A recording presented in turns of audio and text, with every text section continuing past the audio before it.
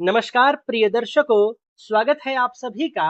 और आज के इस क्लास में बात होगी 11वें भाव के बारे में। आप सभी जानते हैं कि यह लाभ का स्थान है। लाभ के स्थान होने के साथ साथ इस भाव को त्रिषणाय भाव भी कहा जाता है। त्रिषणाय भाव है तीसरा, छठवां और 11वां, यानी यह अशुभ भाव की श्रेणी में भी रखा गया है। यह भाव सर्वथा शुभ नहीं है, लेकिन मैं सर्वथा इसलिए कह रहा हूं क्योंकि यह अशुभ भाव भी नहीं है। आप इसको इस दृष्टि से भी देखें, क्योंकि इस भाव का लाभ हमारे जीवन में बहुत है। इस भाव की खासियत बहुत है और आज मैं यही आपको बताने जा रहा हूं। सबसे पहला खास बात इस भाव का यह समझिए कि इस भाव में कोई भी ग्रह आकर बैठ जाए, चाहे वह शुभ ग्रह हो चाहे वह पाप ग्रह हो, सदैव आपके लिए लाभदायक ही होगा। एकादश भाव में बैठा कोई भी ग्रह सर्वथा अशुभ नहीं माना जाता है, सर्वथा पाप प्रभाव का नहीं माना जाता है। वो किसी भी अवस्था का हो, किसी भी तरह का ग्रह हो, चाहे शुभ ग्रह हो, पाप ग्रह हो, क्रूर ग्रह हो, एकादश भाव में दिख रहा है तो वह आपके लिए लाभदायक जरूर होगा। यह 11वें भाव का प्रभाव है, यह 11वें भाव का खास बात है। अब इस बात में जरूर ध्यान रखिएगा कि यदि इस भाव में कोई ग्रह आकर बैठा है, वो शुभ ग्रह है तो ज्यादा शुभ होगा। अशुभ ग्रह है तो शुभ ग्रह की तुलना जैसा नहीं होगा, उसके बराबर का नहीं होगा, लेकिन उससे थोड़ा कम, लेकिन लाभ आपको जरूर देगा। जो ग्रह बैठा है वो किस अवस्था का बैठा है यह भी देखना आवश्यक है। यदि वो बहुत ही अच्छे कंडीशन में है तो बहुत ही अच्छा करेगा, यदि बहुत अच्छा कंडीशन में नहीं है तो भी वह आपके लिए लाभप्रद ही रहेगा। यह 11वें भाव का खासियत है, यानी कि इस भाव में कोई भी ग्रह आकर बैठ जाए वह आपके लिए लाभप्रद रहने वाला है। इसके बाद इस भाव का दूसरा खासियत यह है कि यह भाव केवल लाभ का नहीं बल्कि मूल्य का है। अब मूल्य से दर न समझिए, मूल्य का मतलब हो गया वैल्यू, मूल्य का मतलब हो गया मूल्यवान बना देने वाला, मूल्य का मतलब हो गया उच्च स्तरीय पद प्रतिष्ठा दिलाने वाला। और यह भाव विस्तार का भी है। आपके जीवन में होने वाले तमाम तरह के विस्तारों को यही भाव प्रतिनिधित्व करता है। इसी भाव से हम विस्तार के बारे में विचार करते हैं, इसी भाव से हम लाभ आमदनी के बारे में विचार करते हैं।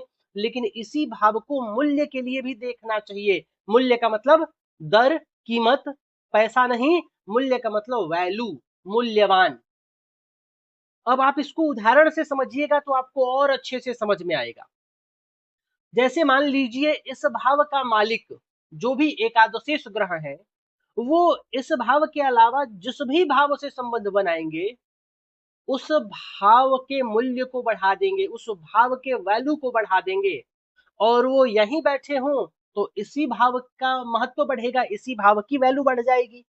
जिस प्रकार कुंडली में एकादशेष का संबंध जिस भी ग्रह से, जिस भी भाव से बनेगा, उस ग्रह का मूल्य बढ़ जाएगा, उस भाव का मूल्य बढ़ जाएगा। इसी प्रकार देवगुरु बृहस्पति भी जन्म कुंडली के जिस भाव से संबंध बनाएंगे या जिस ग्रह से किसी भी प्रकार का संपर्क बने, उस ग्रह का, उस भाव का मूल्य बढ़ जाता है। जन्म कुंडली में मूल्य बढ़ाने वाला भाव 11वां है और मूल्य बढ़ाने वाला यानी वैल्यू बढ़ाने वाला ग्रह देवगुरु बृहस्पति है। तो आप अपने कुंडली में देखिए कि 11वें भाव के अधिपति का किस भाव से संबंध है। ज्योतिष शास्त्र का एक सूत्र आपको बताऊं तो बड़ा प्रचलित सूत्र है, लाभेश तत्कारक दृष्टि योगा एवं बदत्यत्र धने बहुत्वम। यह सूत्र कहता है कि यदि किसी की कुंडली में धन भाव अथवा धनेश, इस भाव के मालिक, दूसरे भाव के मालिक का संबंध किसी भी प्रकार से, चाहे वह दृष्टि हो, युति हो, क्षेत्र संबंध हो, स्थान दृष्टि हो, किसी भी प्रकार से एकादशेष से बन जाए अथवा एकादशेष के कारक गुरु ग्रह से बन जाए, अब दृष्टि संबंध बने, क्षेत्र संबंध बने, किसी भी प्रकार से संबंध बने, चतुर्विध संबंध के बारे में मैं पीछे के क्लासों में आपको बता चुका हूं, आप वह क्लास देख सकते हैं। तो किसी भी प्रकार का संबंध हो, धनेश अथवा धन भाव का संबंध लाभेश यानी एकादशेश से हो जाए या एकादश भाव के कारक गुरु से हो जाए, तो जातक बहुत बड़ा धन का मालिक होता है, अपार धन का भंडार होता है उसके पास, अपार धन का स्वामित्व उसके पास होता है, धन की कमी उसे जीवन में कतई नहीं होती, रत्ती भर भी नहीं होता। यह सूत्र इस बात को सिद्ध करता है कि यह मूल्य का भाव है, यह महत्व बढ़ाने वाला भाव है, और इस भाव के जो कारक ग्रह है ना, वह भी मूल्य को बढ़ाते हैं, वैल्यू को बढ़ाते हैं। तो आप भी देखिए, ये बात केवल धन भाव के लिए नहीं है कि धन भाव या धनेश का संबंध यदि एकादशेश या गुरु से बन जाए तो धन का महत्व, धन का मूल्य, धन का भंडार बढ़ जाएगा। यह सूत्र आप प्रत्येक भाव पर घटाकर देख सकते हैं। यदि सुखेश चौथे भाव के मालिक का संबंध यदि एकादशेश से बन जाए तो सुख की कमी नहीं होगी। तो यहाँ का मालिक कहाँ गया है? लाभ में। तो इस विषय वस्तुओं का चौथे भाव से संबंधित जो बातें हम विचार करते हैं उसका लाभ मिलना तय है।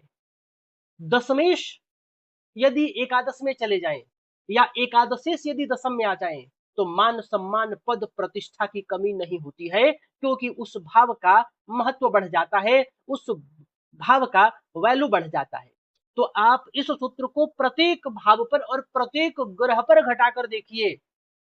जिस भी ग्रह के साथ आपके एकादशेश हैं, उस ग्रह से संबंधित जो भी बातें विचार किए जाते हैं उसका आपके जीवन में अधिक मात्रा में लाभ मिलेगा। और जिस भाव से इस एकादशेश का संबंध है उस भाव से विचारणीय बातें जो हैं उसका भी आपके जीवन में बहुलता से उसका लाभ देखने को मिलेगा। और साथ ही साथ यह बात गुरु पर भी लागू होता है। देवगुरु बृहस्पति जिस भी ग्रह या जिस भी भाव से संबंध बना रहे हैं उसका भी आपके जीवन में प्रचुर मात्रा में, बृहद मात्रा में, विस्तार से लाभ प्राप्त होगा, क्योंकि यह भाव विस्तार का है। तो प्रिय दर्शकों, मैं उम्मीद कर रहा हूं कि 11वें भाव को आप समझे होंगे और इस बात को, इस सूत्र को फल कथन करते समय भी अमल में लाना बहुत आवश्यक है, ताकि फल कथन और भी सटीक और अच्छा हो सके। तो प्रिय दर्शकों, आज के लिए बस इतना ही। तब तक के लिए हमें अनुमति दीजिए। नमस्कार।